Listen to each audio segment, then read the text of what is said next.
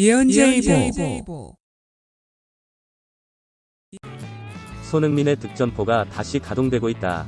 올 시즌 20골을 넘기고 좋은 팀으로 이적했으면 하는 바람이다.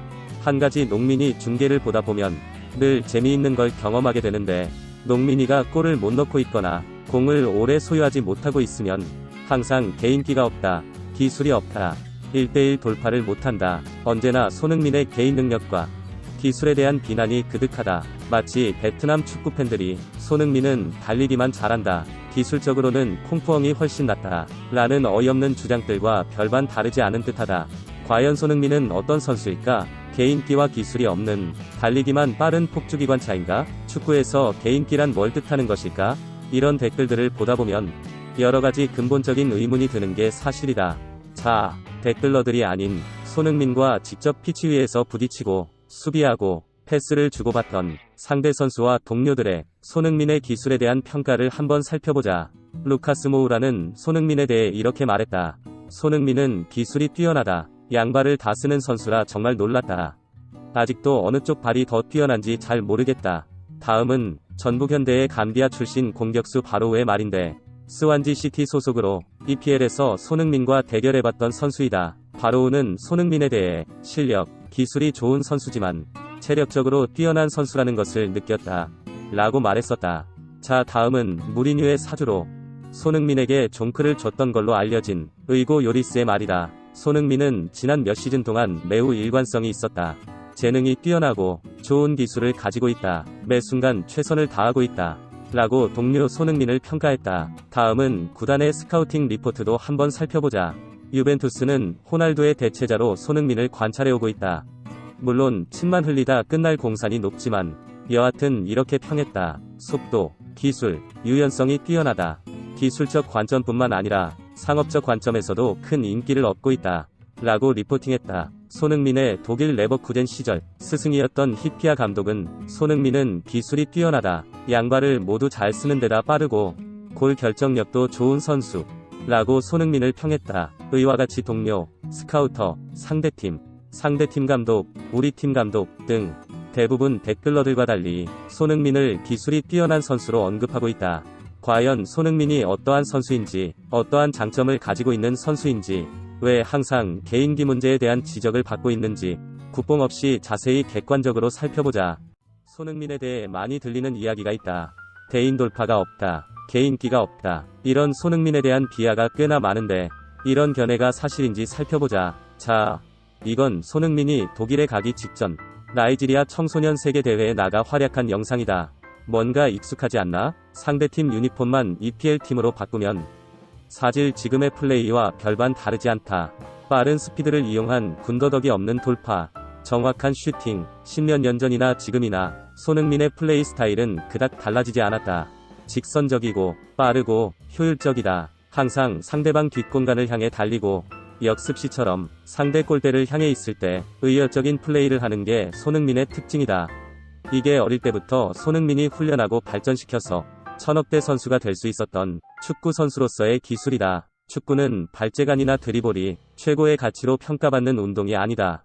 아마추어라도 농구, 축구 어떤 경기든 경기장에서 딱 서로 몸이 부딪히는, 공격과 수비로 만났을 때 나를 주눅들게 하는 상대는 깝죽깝죽 개인기가 좋고 드리블을 잘하는 상대가 아니다. 오히려 그런 놈은 오호, 니 좀 맞아야 쓰겄다 하는 나의 승부욕을 자극해 끝까지 따라가 태클이든 파울이든 오지게 버릇을 가르쳐주고 싶어질 뿐이다. 코트나 피치 위에서 정말 내 몸이 굳고 쫄게 만드는 스타일은 빠르고 힘이 좋은 상대다.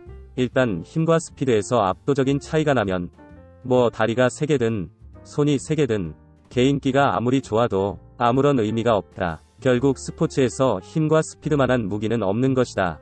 이영표가 몇 년 전 손흥민이 유럽 최고 클래스의 공격수가 될 것이라고 예언했듯이 축구에서 스피드만한 개인기가 없는 것이다. 치고 달리면 상대방이 쭉쭉 뒤로 처지는데 바본가?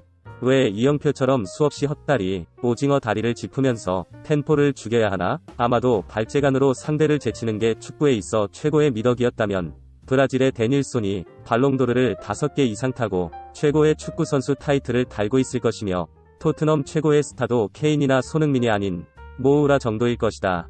농구로 따지면 손흥민은 크로스오브 드리블, 비하인드 배 등의 개인기로 상대 수비수 앵클 브레이크를 하며 쇼타임을 보여주는 아이버슨이나 코비 브라이언트 같은 선수가 아니라 공간을 향해 순간적으로 움직이고 수비가 0.5초 눈을 띌 때 3점 슛을 꽂아넣는 레지 밀러나 레리 버든 같은 캐치앤슈터 스타일의 해결사라고 볼 수 있다. 정리하자면 손흥민은 자신이 잘할 수 있는 플레이를 쭉 유럽에 가기 전부터 일관되게 발전시켜왔고, 이런 스피드와 정확한 슛을 이용한 마무리로 성공한 축구 선수이다. 이럴 류의 플레이를 하는 선수는 로베르토 바조, 스토이코비치, 마이클 오웬, 음바페 등 차부까지 축구계에 수도 없이 많으며, 손흥민은 전형적인 그럴 류의 선수 중 하나이다. 이건 능력의 문제가 아닌 축구 스타일의 차이라고 볼 수 있다. 또 한 가지는 손흥민이 소위 세트 오펜스, 즉 상대 수비가 다 갖춰진 상태에서의 플레이 스타일에 대한 지적인데, 보통 이럴 경우 손흥민은 패스를 받으면 이를 킵하면서 돌파를 시도하거나 혹은 탈압박을 하며 본인이 직접 기회를 만드는 경우가 드물다. 보통 패스를 받자마자 바로 다시 되돌려주거나 아니면 가까운 동료에게 패스를 하거나 하며 볼을 오래 가지고 있지 않는다. 이에 대해 개인기가 없어서 저런다, 대인 돌파가 안 돼서 저런다 말들이 많은데, 손흥민의 저런 플레이는 공격수들이 상대 골문을 등지고 있거나 공간을 상대방이 점유하고 있을 하는 아주 기본적인 플레이다. 아마 초등학교 축구교실만 가도 전술적 움직임을 배우면 가장 먼저 배울 텐디, 상대가 진영에 다 자리를 잡고 공간이 없을 때 패스를 받아 끌면 바로 두세 명이 내 쪽으로 돌진해 오며 압박이 들어온다. 이때 내가 공을 끌지 않고 패스하며 공간을 선점해 움직이면 상대가 계속해서 빠르게 압박해오지 못한다. 압박이 아무리 좋아도 공보다 빠르진 못하기 때문이다. 이렇게 삼각 패스를 하며 결국 상대 압박이 둔화되게 만들고, 결국 상대가 쫓아다니다 지쳐 느슨해질 때 한여의 숫자 우위를 점하며 기회를 만드는 매우 기본적인 부분 전술이다. 물론 패스 타이밍과 방향에 다소 아쉬운 점이 있을 때도 많으나 저건 자신 없어서 하는 패스가 아니라 아주 기본적인 전술이고, 또 손흥민은 저런 부분에서는 최대한 체력을 소모하지 않고 쉽게 동료를 이용해 플레이하는 대신 공간을 향해 스프린트를 많이 하는 게 그의 공격 방법이자 플레이 특징이다. 그러니 저기서 손흥민이 대인 돌파를 못한다 비난할 게 아니라, 손흥민이 뒷 공간을 침투해 들어갈 때 킬패스를 못해주는 토트넘 동료들을 비난하는 게 맞다고 본다. 손흥민이 저런 압박 상황에서 직접 사포 뜨고 상대 가랑이 사이로 볼 빼고 마르세유 유턴하고 팬텀으로 대여섯 명을 제끼고 기회를 만든다면야 금상첨화겠지만, 손흥민은 그런 롤을 부여받은 선수도 아니고, 그런 시도를 하다보면 결국 성공하면 지단이나 모드리치 아니면 라멜라가 되는 건데, 이 중 어느 쪽이 될 확률이 높겠나? 손흥민은 그래서 굳이 저런 무리한 탈압박 시도를 할 필요가 없는 것이다. 그리고 브라질이나 칠레전이나 보면 손흥민이 특별히 개인기가 없는 선수도 아니면 개인기가 없는 선수가 어떻게 EPL에서 1000억짜리 선수가 됐겠나? 동의한다면 좋아요를, 아니다 손흥민은 너무 개인 능력이 부족하다 싶으면 싫어요를 눌러 우리 모두의 생각을 확인해